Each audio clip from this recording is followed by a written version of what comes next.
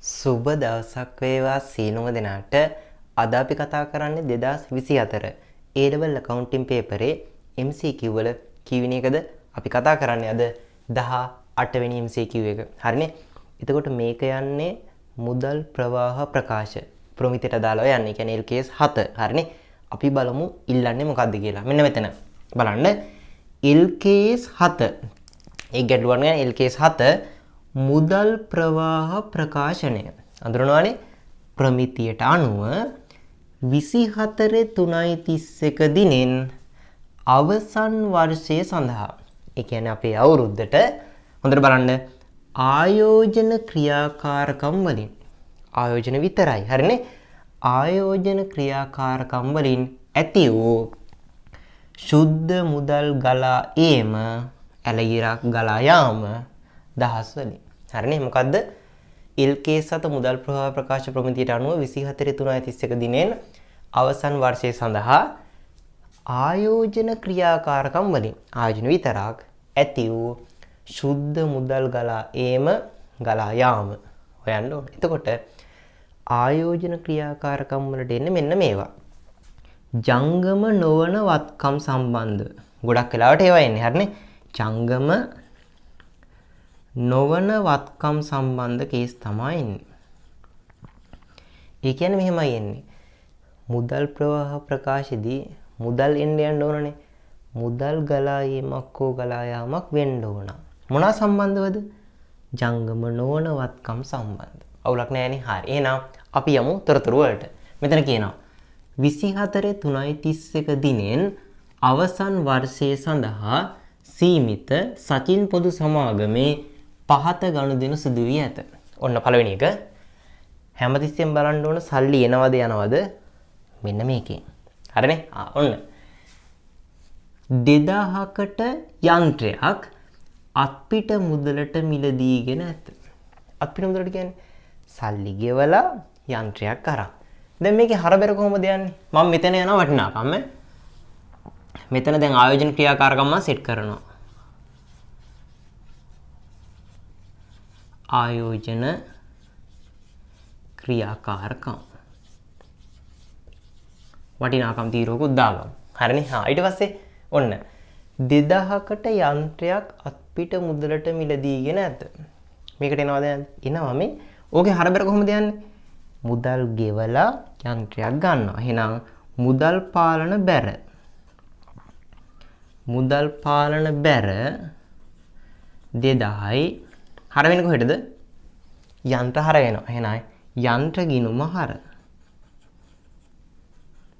යන්ත්‍ර හර 2000යි. මේ මුදල් එනවනේ. මේ මුදල් ෂොට් එකක් වැදුනානේ. එහෙනම් මුදල් ප්‍රවාහ ප්‍රකාශයට එනවා. එනවා කියන්නේ මුදල් ප්‍රවාහ ප්‍රකාශයට ගන්නවා. හරිද? ඇයි සල්ලි ගියානේ. මොන ක්‍රියාකාරකමද කියලා බලන්නේ අනිත් එකෙන්. යන්ත්‍ර නේද? යන්ත්‍ර කියන්නේ ජංගම නොවනවත්කමක්. ඇයි? දීපල පිරියුත් උපකරණනේ. එහෙනම් මේකට එනවා. එහෙනම් අපි ලියමු යන්ත්‍ර මිලදී ගැනීම. යන්ත්‍ර මිලදී ගැනීම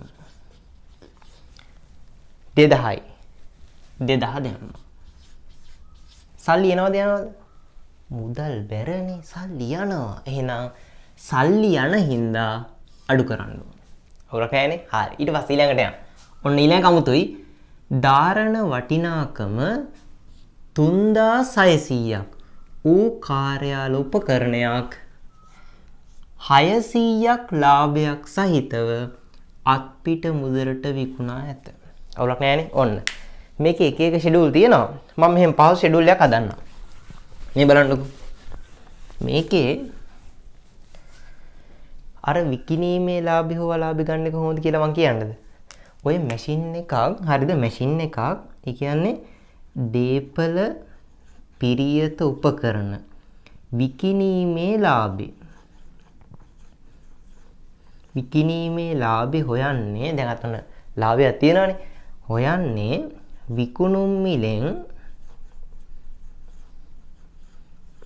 අඩු කරනවා ධාරණ අගය. හරිනේ. ඔයක මතක තියාගන්න ඕන. මොකද්ද කියන්නේ? ධාරණ වටිනාකම 3600ක්. මේ ධාරණගේ 3600යි. ධාරණගේ 3600ක්. හරිනේ. ඌ කාර්යාල උපකරණයක් 600ක ලාභයක්. මෙන්න ලාභය. හරිද? ලාභයක් කියන්නේ ධන. 600ක ලාභයක් සහිතව අත්පිට මුදලට විකුණා ඇත. විකුණන්න කීයටද කියන්න මට? මේක x නේ. හරිනේ. මේක ඍණනේ. දැන් x තනි කරන්න 3600 මේ පැත්තට ගේන්න. එහෙනම් මොකද වෙන්නේ? 600ට 3600 එකතු වෙනවා. ඒක තේරෙනවද? විකුණුම් මිල දන්නේ. ධාරණගේ තියෙනවා 3600. ලාභේ තියෙනවා 600ක්. විකුණුම් මිලෙන් ධාරණගේ අඩු වුණාම තමයි ලාභේ එන්නේ. අපිට ඕන විකුණුම් මිලනේ. විකුණුම් මිල හොයමු. කීයද? 3600 මේ පැත්තට නේ අයියේ. ඍණ තිබ්බක මෙහාටදී ධන වෙනවා. එහෙනම් මෙතන 4200 සමානයි x. එතකොට විකුණුම් මිල කීයද? විකුණුම් මිල 4200යි. අවුලක් නැහැනේ. මතක තියාගන්න. දැන් මුදල් ප්‍රවාහ ප්‍රකාශන කතා කරන්නේ. සල්ලි එන්නේ මොකෙන්ද? සල්ලි එන්නේ යන්නේ හෝ විකුණුම් මිලෙන්.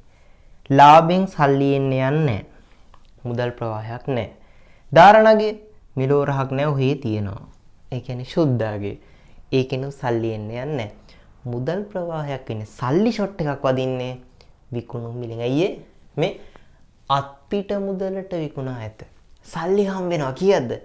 4200ක්. එහෙනම් 4200 මේකට එනවා අයියේ.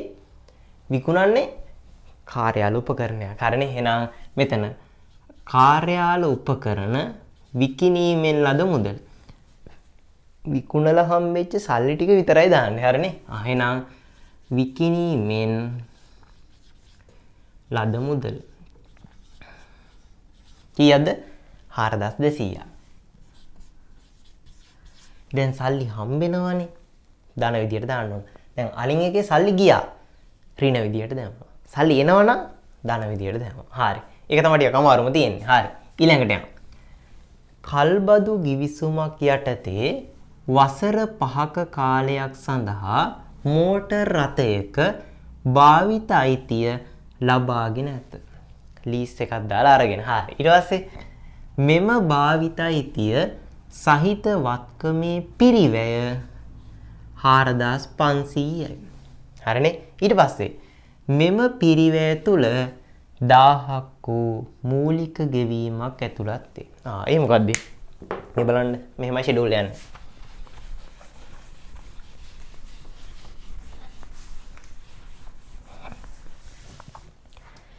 මෙහෙම හරිද? මොකද්ද කියන්නේ? කල්බදු ගිවිසුමක් යටතේ ලීස් එකක් දාලා වසර 5ක කාලයක් සඳහා මෝටර් රථයක භාවිත අයිතිය ලබාගෙන ඇත. කාර් එකක් ලීස් එකක් දාලා අරන්. ඔන්න කියනවා. මෙම භාවිත අයිතිය සහිත වත්කමේ පිරිවැය. කියන්නේ කාර් එකේ ගාන තේරෙනවද? වත්කමේ පිරිවැය 4500යි. ඒ කවුලක් නැහැනේ. ඊට පස්සේ කියන්නේ මොකද්ද? මෙම පිරිවැය තුල කියන්නේ මේක ඇතුලේ 1000ක් වූ මූලික ගෙවීමක් ඇතුළත් වේ. මේක ඇතුලේ තියනවලු මූලික ගෙවීම. කීයක්ද? 1000ක්. මූලික ගෙවීම. දැන් උදාහරණයක් කාර් එක 4500යි. ඒකේ මූලික ගෙවීමක් කරන්න ඕනේ 1000ක්. 4500ම ලීස් දාන්නේ නැහැ. 4500 වටිනාකමින් මූලික ගෙවීමක් කරන්න ඕන. කීයක්ද? ඔන්න 1000ක් ගෙවුවා. ඉතුරු ටික මොකද්ද? ලීස් එක. ඉතුරු ටික ලීස් එක. ලීස් එක කියන්නේ මොකද්ද? කල්බදු ණය. කල්බදු ණය කීයක්ද? 4500න් 1000ක් ගෙවුවානේ. ඉතුරු 3500 කල්බදු ණය. කල්බදු ණය.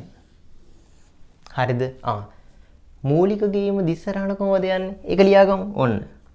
භාවිතයිතිය ඇතිවත්කම් හර. භාවිතයිතිය ඇති වත්කම් හර 1000යි. බැර වෙන්නේ කොහෙටද? මූලික ගෙවීමනේ මුදල් වැර. එහෙනම් මුදල් පාලන බැර මුදල් පාලන බැර 1000යි. දැන් මුදල් ප්‍රකාශයට එනවද? ඔව් මේ මුදල් වැදුනා. ඒ කියන්නේ එනවා. ආයෝජන වලට එනවද? ඔව්. භාවිත අයිතිවත්කම් කියන්නේ කාර් එකන්නේ. ජංගම නොවන වත්කමක්. එහෙනම් ආයෝජනයක් වගේ. එහෙනම් භාවිත අයිතිවත්කම් ජංගම නොවන වත්කම් වලට දාන්නේ. එහෙනම් ආයෝජන වලට එනවා. එහෙනම් 1000ක්. භාවිත අයිතිය ඇති වත්කමේ මූලික ගෙවීම 1000ක්. සල්ලි යනවා නෙමෙයි මුදල් බැරනේ. සල්ලි යනවා එහෙනම් අඩු වෙන්න ඕන. හරිනේ. අරක කල්බදු වගකීම කල්බදු ණය. දිස්සරණ කොහොමද යන්නේ? භාවිත අයිතිය ඇතිවත්කම් හර. භාවිත අයිතිය ඇතිවත්කම් හර. මේ භාවිත අයිතිය ඇතිවත්කම් කියන්නේ මෝටර රථ කියන එක. භාවිත අයිතිය ඇතිවත්කම් කියන්නේ කාර් එක කියලා හිතන්න. ඇතුළේ තියෙන කාර් එක. හරිනේ. හර වෙනවා 3500ක්. ඒ කියන්නේ 3500ක කොටසක් ණයට ගන්නවා. එහෙනම් වත්කම හර.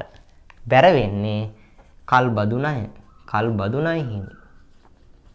කල්බදු ණය හිමි. බැර වෙනවා 3500. මේක මුදල් ප්‍රකාශයට එනවද? නෑ. මුදල් කියුන්නේ මුදල් එන්නේ නැත්තම් මේකට ගන්න නෑ. මුදල් කියුන්නේ භාවිත අයිතිවත්කම් හර කල්බදු ණය. ණයට මේක ගන්න නෑ මුදල් ප්‍රකාශයට. සල්ලි තියෙන හින්දා තමයි මේක ගත්තේ. අතේ සල්ලි නැත්තම් ගන්න නෑ. හා. මේ ටික විතරයි එන්නේ. සුළු කරමු. ඔන්න. මෙතන එනවා 2000ක් අඩු වෙන්න ඕන 4200ක් එකතු වෙන්න ඕන 1000ක් අඩු වෙන්න ඕන. එතකොට 3000ක් අඩු වෙන්න ඕන. එතකොට 1200ක් දාන. 1200ක් සල්ලි එනවා. හරිනේ. මොකද උත්තරේ? මේ තියෙන්නේ 1200ක් සල්ලි දාන. අවුලක් නැහැ නේ. එහෙනම් උත්තරේ 18ට උත්තරේ අංක 2. හරිනේ. 18ට උත්තරේ අංක 2. අවුලක් නැහැ නේ. ඔය විදිහට තමයි එන්නේ. මේ ඔක්කොම ලියා ගන්න නෝට් එක. විශේෂයෙන් අර දෙවෙනි එකේ දාරණගේ කේස් එකේ. හරිනේ. විකුණද්දි විකුණන ගාන විතරයි ලියන්නේ. සල්ලි ඉන්නේ ඒකෙන්නේ. හරි. එහෙනම් 18ට උත්තරේ අංක 2. එහෙනම් අපි 19 කතා කරමු ඊළඟ වීඩියෝ එකේ.